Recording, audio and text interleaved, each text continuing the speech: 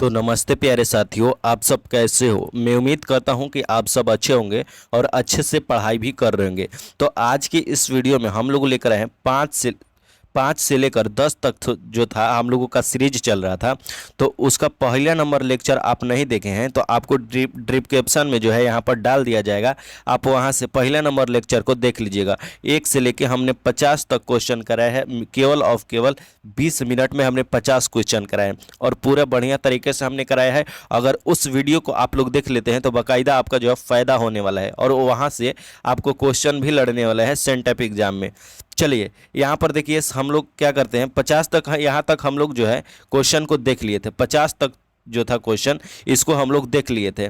तो अगले number question से स्टार्ट करेंगे 51 नंबर से। 51 नंबर से आपका 80 केवल प्रश्न होगा, यानी इसमें 30 प्रश्न होगा। आपको 30 को लगाना है बहुत ही बढ़िया तरीके से। ओके, तो चलिए यहाँ पर हम लोग स्टार्ट करते हैं। सबसे पहले अगर लाइक नहीं किए हैं तो लाइक करके चैनल को जो है सब्सक्राइब जरूर कर लीजिएगा।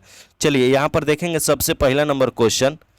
यहाँ पर सबसे पहला नंबर क्वेश्चन क्या बोला गया है, दिल्ली में हिंदुस्तानी क्या है, दिल्ली में हिंदुस्तानी डांस म्यूजिक स्कूल किसका था। तो जो दिल्ली में था हिंदू डांस म्यूजिक एकेडमी जो था वो किसका था, तो निर्मला जी का था। किसका था, निर्मला जी का था। निर्मला जी इसका राइट आंसर हो जाएगा। अगर आपका ये परीक्षा में आता है तो क्या आंसर दीजिएगा, निर्मला जी दीजिएगा। चलिए यहाँ पर देखेंगे हम लोग अब 52 नंबर क्वेश्चन को। 52 नंबर क्वेश्चन क्या बोल रहा है, कितने वर्ष की उम्र में बिरजू महाराज का है नवाब साहब क्या है, नवाब साहब को पसंद आ गए थे। तो कितने वर्ष की उम्र में जो है बिरजू महाराज किनको, नवाब साहब को पसंद आ गए थे, कितने वर्ष के। तो इसका राइट आंसर कितना हो जाएगा, तो 6 वर्ष के उम्र में इन्होंने पसंद आ गए थे। चलिए यहाँ पर 53 नंबर क्वेश्चन को देखेंगे। यहाँ पर 53 नंबर क्वेश्चन क्या बोला गया है, बिरजू महाराज का जन्म हुआ था। तो बिरजू महाराज का जन्म कब हुआ था और कहाँ हुआ था। तो देखिए कब हुआ था, शुक्रवार को बसंत पंचमी एक दिन पहले, बसंत पंचमी के एक दिन पहले। तो यहाँ पर बसंत पंचमी के एक दिन क्या पहले। तो इसका राइट आंसर कौन सा हो जाएगा, इसका राइट आंसर बी वाला हो जाएगा। आप लोग देख लीजिएगा। ओके, चलिए यहाँ पर देखते हैं 54 नंबर प्रश्न को। 54 नंबर क्वेश्चन क्या बोल रहा है यहाँ पर, बिरजू महाराज के किसके पर्यायवाची बन गए थे। तो बिरजू महाराज जो थे इन्होंने किसके पर्यायवाची शब्द बन गए थे। तो यहाँ पर क्या है, पर्यायवाची बन गए थे। तो यहाँ पर कथक है, इसका राइट आंसर हो जाएगा। कथक जो है इनका क्या है, इनका संबंध है नृत्य से संबंध। ये डांस बहुत करते थे तो इसलिए इनको नृत्य कथक से भी जाना जाता है। चलिए यहाँ पर देखेंगे 55 नंबर क्वेश्चन क्या है, आखिरी प्रोग्राम के समय बिरजू महाराज के बाबूजी को कितने साल के थे। तो आखिरी प्रोग्राम जो हो रहा था तो उनका बिरजू महाराज के बाबूजी थे वो कितने साल का थे। तो इसका राइट आंसर आप लोग क्या दीजिएगा, इसका राइट आंसर आप लोग दीजिएगा बी वाला, यानी कि 54 साल के थे। कितने साल के थे, 54 साल के थे। तो इसका ये बी वाला राइट आंसर हो जाएगा। चलिए आगे देखेंगे यहाँ पर हम लोग 56 नंबर क्वेश्चन को। 56 नंबर क्वेश्चन क्या बोला गया है,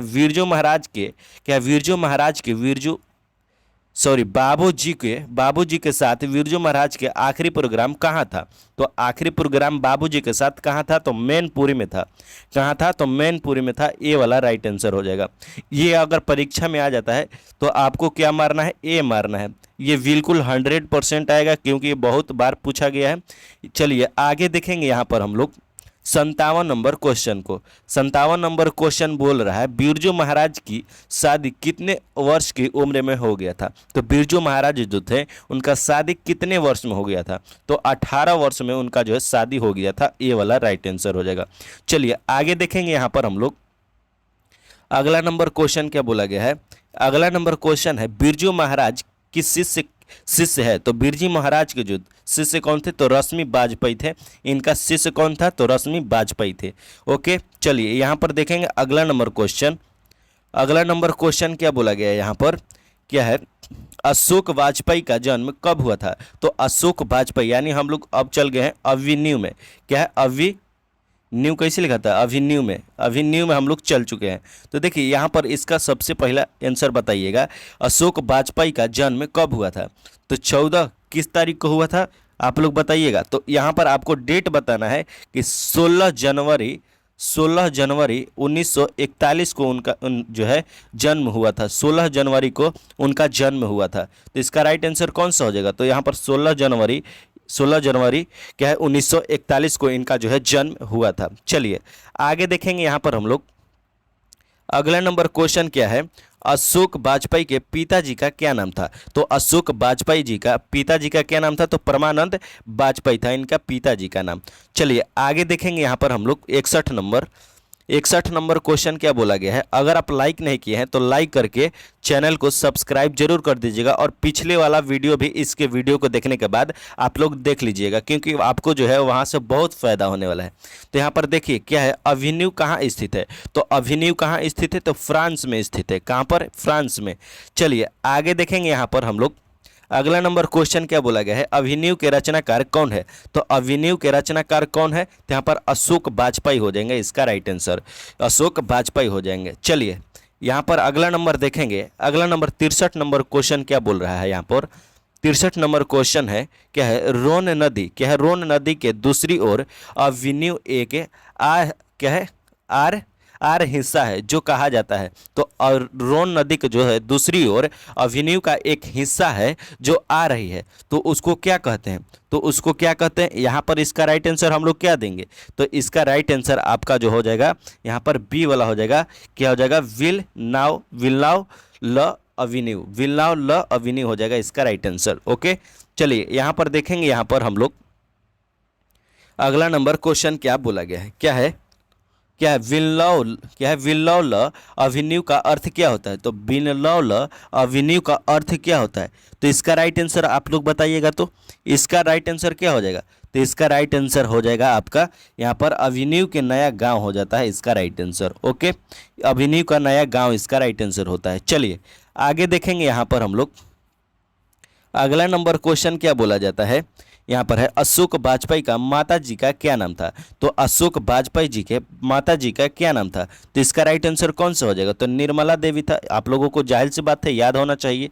चलिए यहाँ पर देखेंगे अगला नंबर, अशोक वाजपेयी के मूल निवास कहाँ था। तो अशोक वाजपेयी जी के थे मूल निवास कहाँ था, तो इनका जो था मूल निवास मध्य प्रदेश में क्या है, मध्य प्रदेश में मूल निवास था।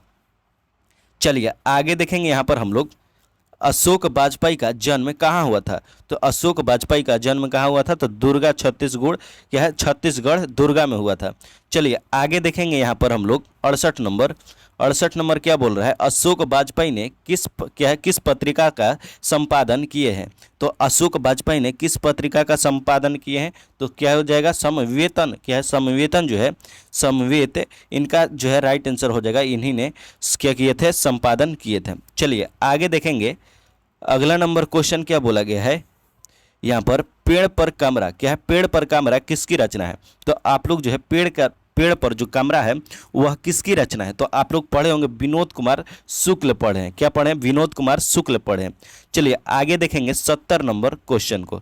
70 नंबर क्वेश्चन क्या बोल रहा है, 70 नंबर क्वेश्चन है क्या है, शुक्ल जी इंदिरा गांधी कृषि विश्वविद्यालय में किस पद पर थे। तो इन्होंने जो थे क्या, कृषि विश्वविद्यालय में यहाँ पर किस पद पर थे। तो इसका राइट आंसर कौन सा हो जाएगा, तो इसका राइट आंसर हो जाएगा एसोसिएट प्रोफेसर थे। क्या थे, एसोसिएट प्रोफेसर थे भाई।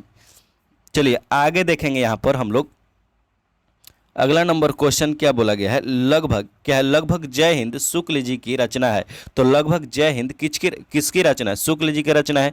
तो यह कौन सी रचना है। ओके तो यहाँ पर इसका राइट आंसर कौन सा हो जाएगा, तो इसका काव्य संग्रह जो है इसका राइट आंसर हो जाएगा। इनका जो है क्या है, लगभग जय हिंद। चलिए आगे देखेंगे यहाँ पर हम लोग 72 नंबर क्वेश्चन को। 72 नंबर क्वेश्चन क्या बोल रहा है यहाँ पर, क्या है, संतु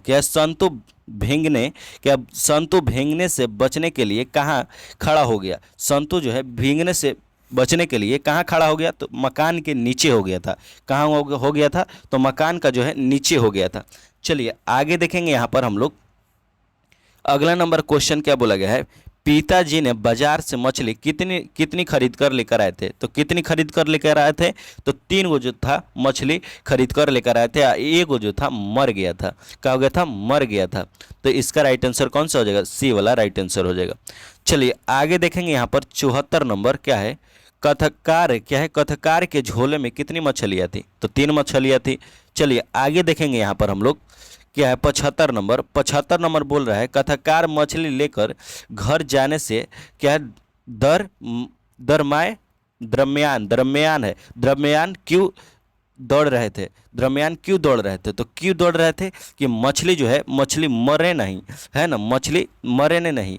तो यहाँ पर क्या है, यहाँ पर मछली मरने के डर से क्या है, मछली मर जाने के डर से इसका राइट आंसर हो जाएगा। इसीलिए जा रहे थे दौड़ के कि ताकि मछली मर ना जाए पानी के बिना। चलिए यहाँ पर देखेंगे अगला नंबर क्या है 76 नंबर। यहाँ पर मछली कहानी शुक्ल जी के क्या है, शुक्ल जी के किस संकलन से ली गई है? तो मछली जो कहानी है यहाँ पर किस किस क्या है, किस क्या है संकलन से ली गई है? तो इसका राइट आंसर कौन सा हो जाएगा? तो ए वाला राइट आंसर हो जाएगा, महाविद्यालय से लिया गया है। चलिए आगे देखेंगे यहाँ पर हम लोग अगला नंबर क्वेश्चन क्या बोला गया है, मछली क्या है, मछली से कौन डर डर रहा था? तो मछली से जो है कौन डर रहा था? तो संतु डर रहा था, या भंगू डर रहा था, या कथकार डर रहा था, कथकार के माँ डर रही थी, या कथकार के बहन डर रही थी? तो इसका राइट आंसर कौन सा हो जाएगा? संतु जो है ये डर रहा था मछली से। चलिए आगे देखेंगे यहाँ पर हम लोग 78 नंबर क्वेश्चन को। 78 नंबर क्वेश्चन क्या बोला गया है, विनोद कुमार शुक्ल का पहला कविता संग्रह लगभग जय हिंद कब प्रकाशित हुआ था? तो कब प्रकाशित हुआ था? तो इसका राइट आंसर कौन सा हो जाएगा? तो इसका राइट आंसर हो जाएगा 1971 में प्रकाशित हुआ था। चलिए आगे देखेंगे यहाँ पर हम लोग अगला नंबर क्या बोला गया है, विनोद कुमार शुक्ल का जन्म किस राज्य में हुआ था? तो विनोद कुमार शुक्ल का जन्म किस राज्य में हुआ था? तो छत्तीसगढ़ में हुआ था। इनका राइट आंसर हो जाएगा डी वाला। आप लोग बताइएगा, लगभग 29 गो क्वेश्चन था, क्या था 29 क्वेश्चन था। तो आप लोग बताइएगा 29 गो क्वेश्चन में से यहाँ पर 29 गो क्वेश्चन में से कितना सही किया? अगर आपका 25 प्लस हुआ है, 25 प्लस हुआ तो समझिए कि आपका तैयारी बेहतरीन है, तैयारी जो है आपका हाई लेवल का है। तो अगर आप अभी भी लाइक नहीं किए हैं तो लाइक करके चैनल को जो है सब्सक्राइब जरूर कर लीजिएगा, और वीडियो को भी लाइक कर दीजिएगा, और शेयर भी वीडियो को कर दीजिएगा अपने दोस्त के पास, ताकि ऑब्जेक्टिव की तैयारी और अच्छे से हो सके। तो यहाँ पर इस सब चीज़ होता है, सब्जेक्टिव ऑब्जेक्टिव, यहाँ पर सिलेबस भी पढ़ें तो आप लोग सिलेबस भी जाकर देख लीजिएगा। हाँ, और पिछला इसका वीडियो भी देख लीजिएगा। ठीक है, तो अगले वीडियो मिलते हैं, तब तक के लिए